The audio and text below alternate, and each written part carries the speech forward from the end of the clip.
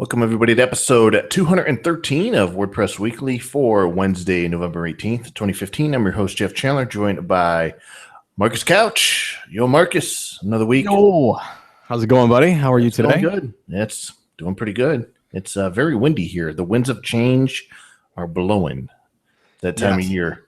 For me, too. It's turned to the low 60s here in California, so naturally everybody's donning their heavy winter coats. Oh, for God's sakes.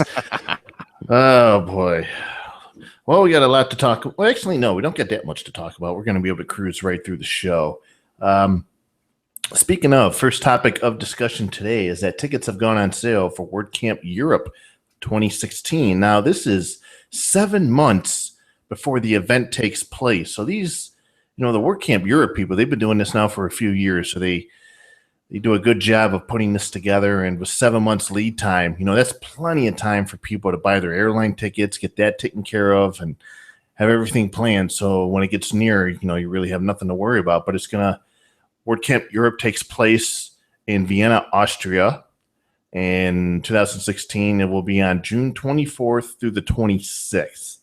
So we're looking at about 40 euros each for general admission tickets, which covers both days. At the event, you get access to all the sessions, lunch, there's coffee breaks, warm-up events. You also get swag, stickers. It includes everything you'd ever want at a WordCamp. And they also have micro-sponsor tickets at 150 euros, which is everything that the general admission ticket covers, but it's a way for you to say, hey, I want to maybe show up as a more than above average supporter of an event in the WordPress community in that area of Europe. So I think there's about 1,000 tickets available, and more than 2/3 of them have already sold out. Wow. So I'm looking at the ticket counter now. Only 338 tickets remain for WordCamp Europe, and that was after one week of ticket sales. Man, I would love to go to that. That would be so awesome to go to Vienna for a WordCamp. Man, well, we can figure something out for you. Yeah, well, I got to scrape together 40 euros first. What's that in American now? That's like $10, right? I have no idea. Euro's kind of taking a dive. When you say euro, I'm thinking of the one you eat. Oh, but wrong. Yeah. So I would love to go to something like this. Maybe 2017. Depends. But man, I hope that they have a stream available for this, because I'd love to watch it. Well, I know they did last year, and I remember WordCamp Europe last year. I actually watched. It was going on. Matt's State of the Word was going on in the afternoon, or was one of the last sessions of the day. Not State of the Word, but sort of he was giving a keynote there at WordCamp Europe. And I remember going out to breakfast here. It was like 8 or 9 in the morning. I'm eating Eggs Benedict, watching on the live stream Matt do the keynote at WordCamp Europe. And man, that was just cool knowing that from across the world, I could see Matt do the keynote while I'm eating my breakfast on the patio in the summertime. It was just a cool experience. So I imagine they're probably, it's the grand, it's like the WordCamp US, or the big annual event here, but it's their version of it, Europe's version. And it's going to be a big event. It's been pretty much known now. It's established a reputation of being one of the best WordCamp events of the year anywhere across the world. So I imagine they're probably going to have a live stream, but they don't have. They're actually not selling live stream tickets yet. So I don't know if they're going to do that or if the stream will be free, but we'll keep you updated on that. We got a lot of fans in Europe of this show and of the tavern, of course. Man, Jeff, if we go, they might throw us a parade or something. That'd be nice. Get a couple floats out there, one that looks like a beer mug, and a tavern, and I don't know. That would be interesting. So, Marcus, you and I have talked about Aesop Interactive before. Our Nick Haskins, he does Aesop Story Engine, what used to be called Lasso, and he changed the name to Editus because of some trademark issues. Well, he put Aesop Interactive LLC up for sale about a month or two ago, and it's actually been acquired now by an anonymous buyer. In fact, when I wrote about this story on the tavern, it was an anonymous buyer, but the anonymous buyer has come forward and published a comment on the article, and it's believe his name is Hein Supal. It's kind of a crazy name there. Hopefully, I got somewhat close to that. This person resides on the East Coast of the U.S. Nick Haskins actually got about somewhere around the asking price, the price he was asking for. He actually used a brokerage firm called FE International to facilitate the sale. And I know a couple other WordPress businesses and companies have used this company to put their company up for sale. Instead of going on the sites like Flippa or doing any of that, this is a pretty established firm. Do you know what the going rate was? I know you said he got what he was asking for, but what was that? How much? Haskins was looking for about $100,000. And I'll say he got under that, but he got close to what he was asking for. But the actual amount is undisclosed. That's the way these things go. So now he'll never be seen from again or heard from again. Who, Haskins? Now up in the mountains. Yeah, he's going to take his money, go in the mountains, and build a fort, and he's done. Well, he's already in the cabin. So I mean, but Nick, if you're listening, congrats, man. I know you're really happy and stoked to close this chapter of your WordPress life. However, this is at the end that we'll see him. In fact, he works on WordPress every day for CG Cookie, a pretty awesome website with a membership. They do a lot of gamification. It's a really cool community website that he works on every day. And I know he's gonna spend some money on the cabin. I heard he's gonna donate some of it. And at some point, he said he's interested in writing an ebook about his experience of starting a company and selling it and the whole process between, beginning to end. And I think I'd be interested in reading that book just to read about his experience. Yes. And I got to say, Nick, if you're listening, and you probably are, thank you for making such an awesome plugin and site and such, because Aesop was kind of the first iteration of me dealing with parallax level things, and how just it let me know right when that came out, when you created that, exactly how far WordPress could go with the proper motivation and coding. So thank you very much for your contribution in that. I noticed also, just as a side note, that right after Nick put out Aesop Stories and some of the other plugins that he was doing, all of a sudden Envato and ThemeForest just lit up with this kind of capability. And it was funny because when we talked to Nick about it, he was darn sure that was going to happen. And lo and behold, it wasn't even but days after that conversation, and all of a sudden all this stuff started coming out. I hope that the new owner will take the advice that I gave to Nick early on, which is start putting business and commerce modules in that, and be surprised what you can come up with. So speaking of the new buyer and the potential future of the products that were under Aesop Interactive LLC, they stopped by and commented on the article, Hein Supal did, and said that, first of all, they were bound to be anonymous, not do a legal agreement. So that's all part of the deal. So I understand that. But he says that Aesop and Edit Us are not going anywhere. And he confirms that he's not a big shady corporation intending to shut them down or merge with other products. He's currently in the training period with Nick. It's this transition period where Nick is training and handing over the business assets to Hein, and he's had some ideas. He's not really, based on what I know of this individual, is not in tune or tied to the WordPress community. So it'll be interesting to see how that influences the direction of the products. But looking forward to see what happens in the future. And I liked the direction Nick was taking with Edit Us, especially with the revision, the way you could do revisions and the UI. I thought it was much more user-friendly than the one that we have in core WordPress. So I'm just curious to see how these items progress, especially from someone that's kind of from outside the WordPress bubble. Yeah, or he's going to take it and hook it into WordPress and then sell it like it's Wix. Or oh, you mean like Aesop Story Engine or something? Yeah, he's going to market it to be Wix or Squarespace.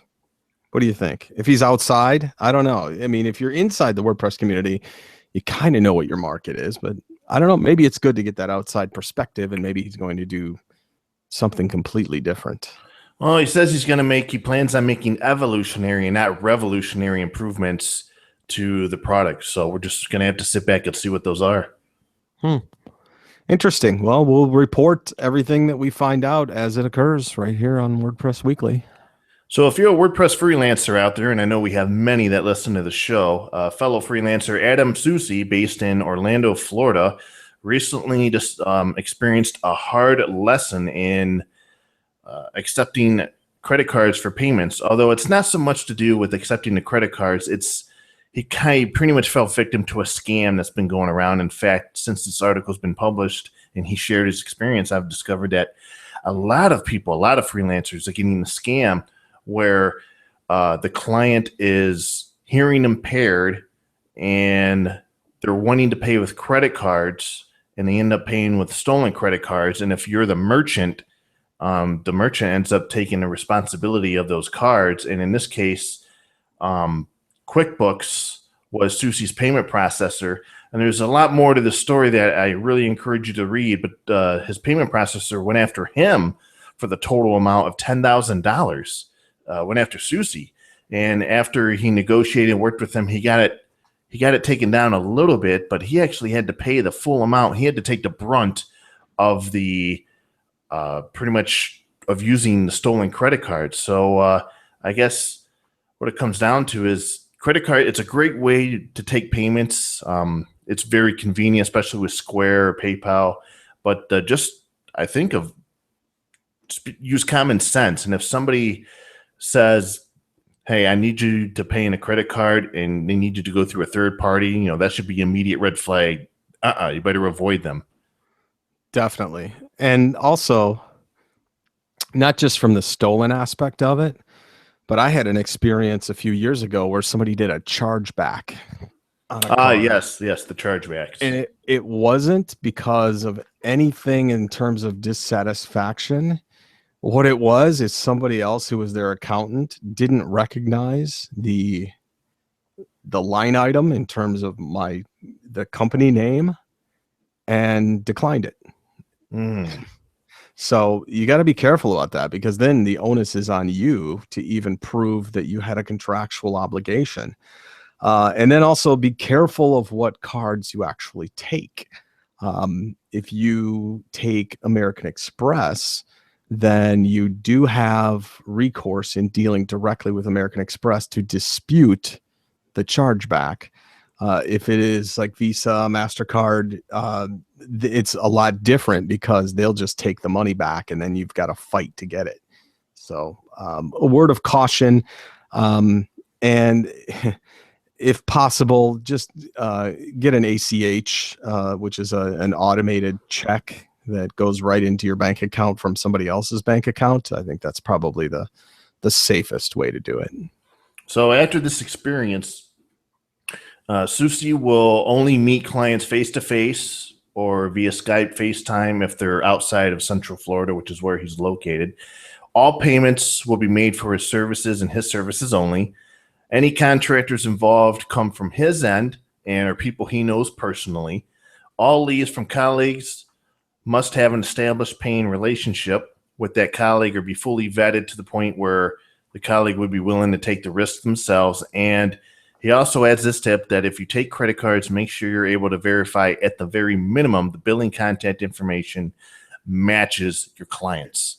And those are all tips provided by Susi that he learned the hard way. And it's a shame that he fell victim to the scam that apparently has gone rampant. And people that were commenting on this article said they get text messages and email contacts multiple times a week. It starts off by saying, hey, I'm hearing impaired, yada, yada, yada. Could we start working on this project? Oh yeah. Can we pay by credit cards or something to that effect? And it's a scam that's going around. And if just keep your head up, look for those red flags and avoid at all cost, or at least do your due diligence before you really go ahead with client emails that start off that way. Yeah, and if they're local, just ask for an envelope full of cash. That works too. Yeah, that works as well. So Envato the company that has a bunch of marketplaces called Theme Forest and Code Canyon and who knows, a number of other ones. Graphic River. Graphic River. They've made a big announcement, and it's called Sites or Envato Sites. And what this is it's a hosted solution. It's sort of the way they describe it is an all-in-one. So instead of having to set up or purchase a theme from Theme Forest and having to go to a web host, set up your website, deal with databases, if you do it with Envato Site, you would purchase. Well, actually, no, you wouldn't purchase the theme, because the way Envato makes it sound is they're doing a custom CMS that they're going to host. You would buy a site, and then it's actually going to be a new product area. So WordPress themes won't work on it or any of the other themes. This thing will actually have its own custom designs via their builder. So I guess in a way, I mean, I'm trying to think of a better way to explain this. Maybe a Squarespace maybe would be a good way of describing this, where they would tap into their very deep and broad design community with other themes, and this would give them, authors, a new opportunity to go after new potential clients. And there apparently is going to be some subscription or revenue sharing between the designers and the customers on this site platform. But this is pretty interesting, and I wonder how this is all going to turn out, because first of all, they didn't choose WordPress. In fact, the platform is going to be a custom CMS, which we've already talked about. It's going to be a React web app backed by a JSON API served by Ruby on Rails backend. So it's going to be all fancy like that. So WordPress themes aren't going to work on it. However, they did say that it's experimental, it's in beta, and they will have ways for people to export their data should the experiment fail, or they end it, or you just want to leave the service.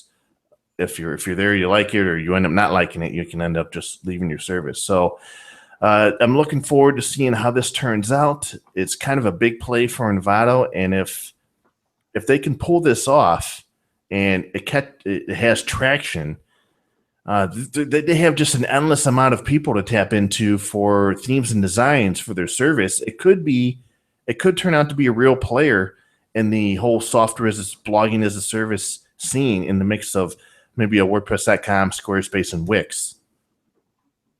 I agree.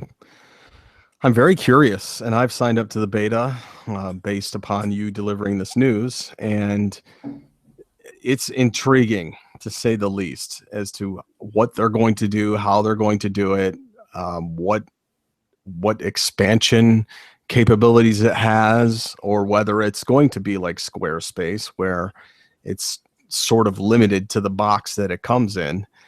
I would encourage everybody to sign up and get your finger on the pulse of what Envato is doing with this thing, because if it's something that you can actually do design work for, in terms of getting somebody established and getting them set up and all of that kind of stuff as a developer or freelancer, then that's a lot of low-level, low-hanging fruit client base people that you can get that you probably would otherwise shut down because of what's involved in developing in WordPress. And that's exactly the type of clientele that they're going after with this Envato Sites, is the person that wants an all-in-one solution, a site that looks just like the demo. They just click a button, maybe a couple more buttons, and boom, it's all there for them. They have a website and they can rock and roll. They don't have to worry about setting anything else up. And that's where the value play comes in. That's where it could really serve a purpose for those clients, because there's a lot of them out there. Yeah, and actually what I meant was from a designer's perspective. I'm sure that there's going to be some customization that has to occur, and somebody that's a WordPress developer, even just getting started out, has a pretty good grasp of how to get things set up, what pages, what styles, things like that. That's why, I don't know what it's going to look like or how it's going to operate, or if there's a customer vendor relationship that can be built in on top of what Envato already offers, because I think that would give a lot of WordPress developers and guys who make sites the ability to do that job for the mom and pop shop down the street that says, hey, we've only got like $500 to spend on a website. You know, it's hard to do a full blown WordPress development project for $500. And at least if you live in the US, you know, that's a big commitment. So I'm going to keep my eye on this and really watch it. And I've signed up for the beta. So as soon as I learn a little bit more about it, and I'm sure you as well, Jeff, we'll let people know here on the show what it's all about. Well, they do say that themes need to be built specifically to work with the Envato Sites platform, which makes sense because they're using a custom CMS. It says themes can be designed from scratch or authors can port over one of their existing themes. They say most of the initial themes will be Envato Sites versions of existing ThemeForest themes. So that makes sense to build up their library initially.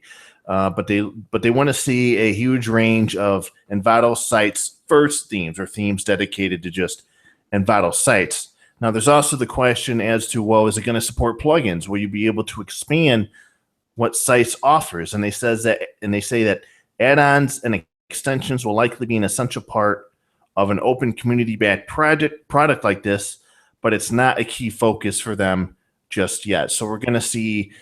We're probably going to see this roll out slowly with getting the sites taken care of and then getting the design and themes taken care of. And then depending on how all that goes, maybe coming up with a way to use plugins or probably add-ons to purchase, sort of like WordPress.com, to add additional features to your hosted site.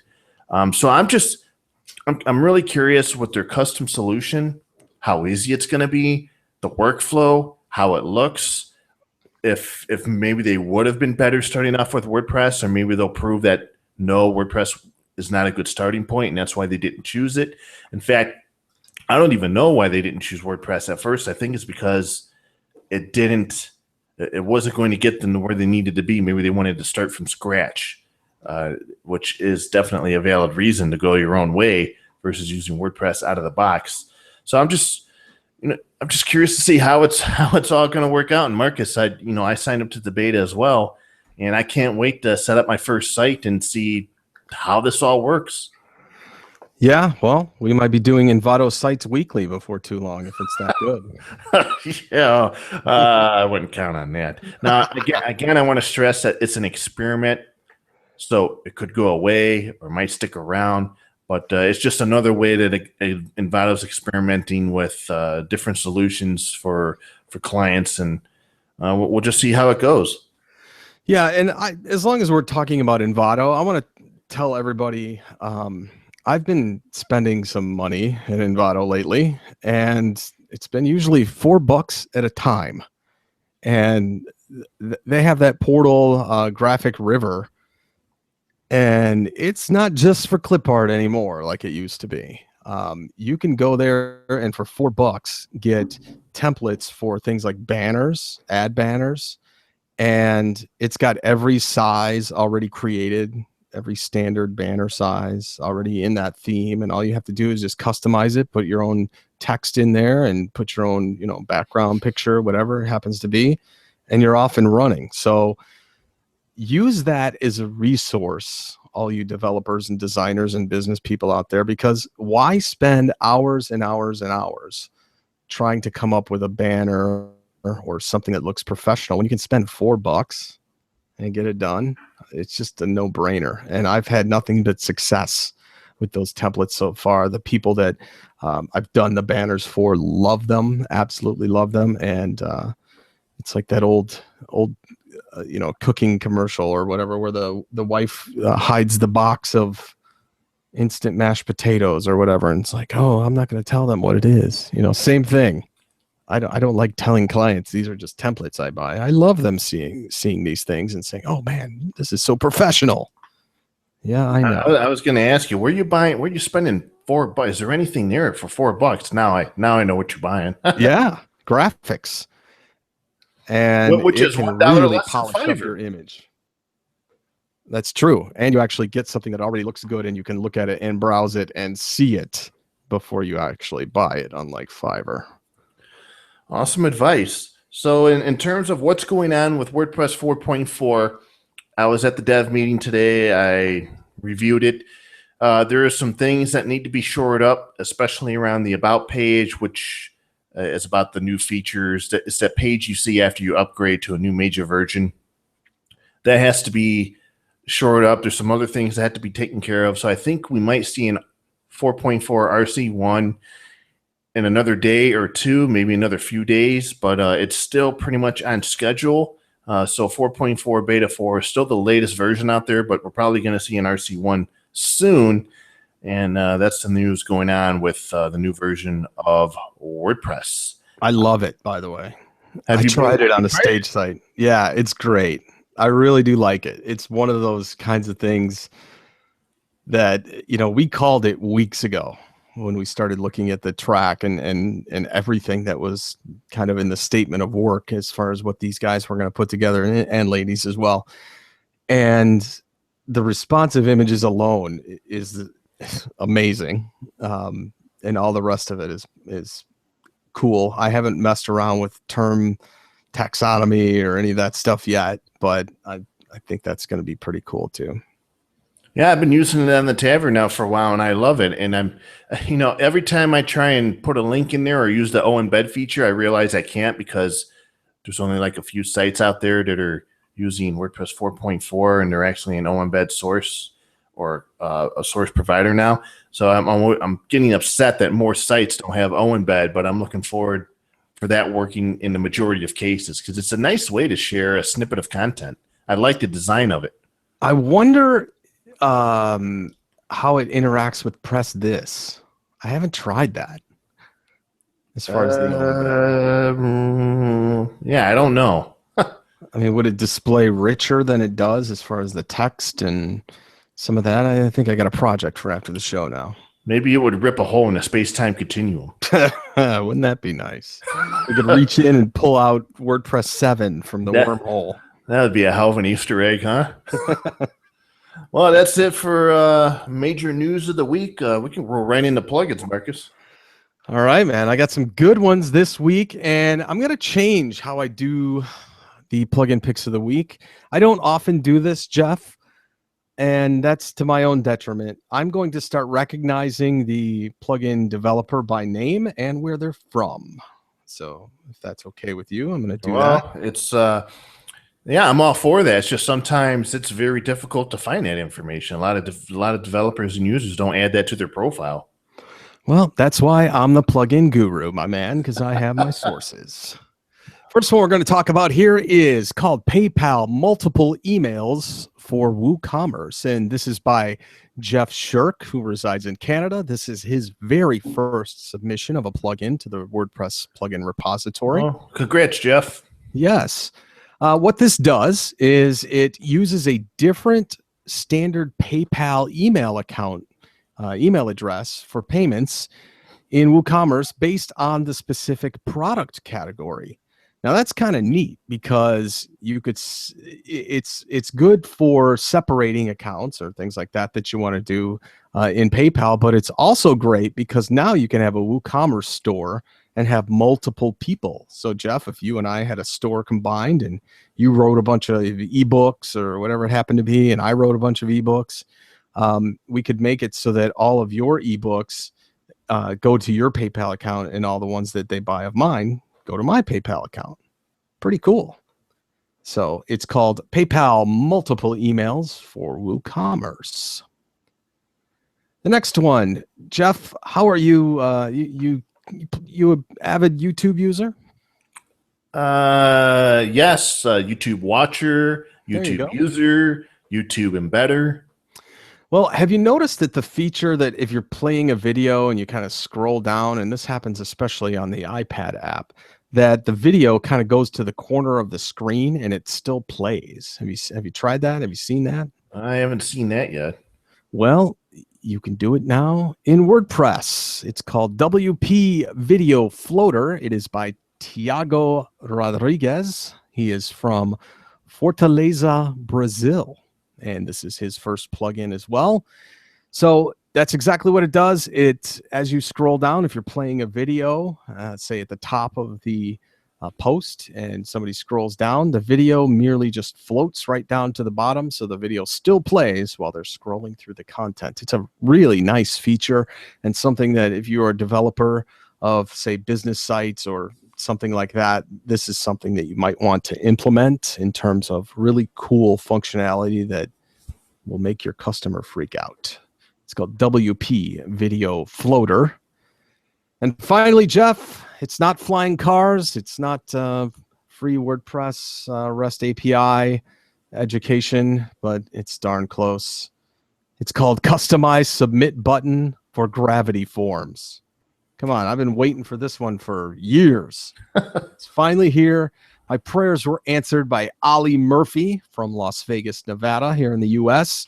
This is his second plugin submitted to the repository. And what it does is it lets you customize the submit button in Gravity Forms by switching it to a button element and by changing its CSS classes. So now you can make some really cool, fancy, either flat or beveled or whatever you want to do in terms of the button itself right in Gravity Forms. To me, that was one of the biggest hangups of Gravity Forms, that you could make this great website, but then when you implement Gravity Forms, it looks like crap. So this is just one step to get you to that closer level of excellence. It's called Customize Submit Button for Gravity Forms, and those are my plugin picks of the week. Forms are one thing, but you got to have a nice button to go with them.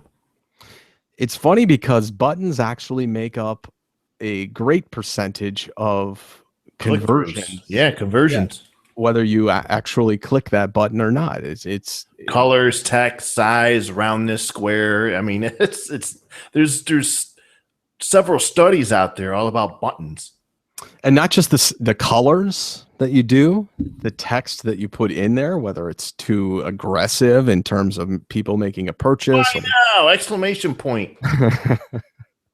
Exactly. So yeah, buttons have a lot to do with e-commerce. Well, that's going to do it for this episode of WordPress Weekly, short and sweet. We do have scheduled for next week's episode, which is November 25th, Chris Lema. Yeah. I said his name right. He'll be happy about that. So I imagine there's going to be a lot of knowledge bombs dropped on the show next week. Highly looking forward to that. And then, of course, we'll get through the turkey holidays. And then on December 2nd, we're going to be talking to an individual who's going to did that WordCamp presentation in Orange County. We're going to learn about creating logos and designs and how important a good logo is.